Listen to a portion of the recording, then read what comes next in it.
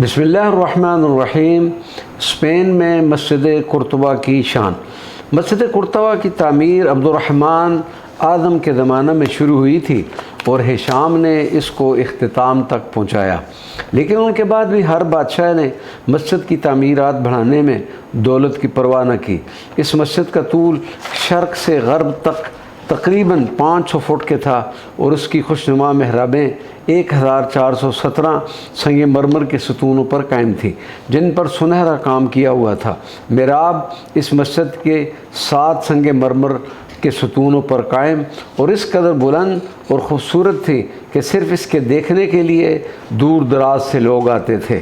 محراب کے قریب ایک بلند منبر خالص ہاتھی دانت اور 36,000 مختلف رنگ اور وضع کے لکڑی کے ٹکڑوں سے بنا اور ہر قسم کے جواہرات سے جڑا ہوا تھا۔ اس منبر کی قیمت 35,750 دینار تھی اور 7 سال کی مدت میں یہ تیار ہوا تھا۔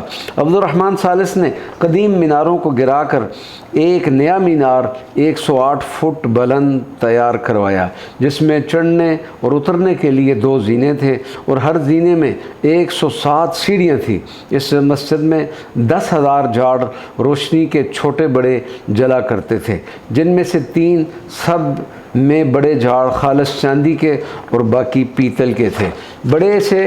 بڑے جھاڑ میں 1480 پیالے روشن ہوتے تھے اور ان 3 چاندی کے جھاڑوں میں 36 سیر تیل جلایا جاتا تھا۔ 300 ملازم اور خدام اس مسجد پر متعین تھے۔ مسجد کے متعلق جو جدید تعمیر اس عہد میں کی گئی، اس پر 2,61,530 دینار سرخ خرچ ہوئے تھے۔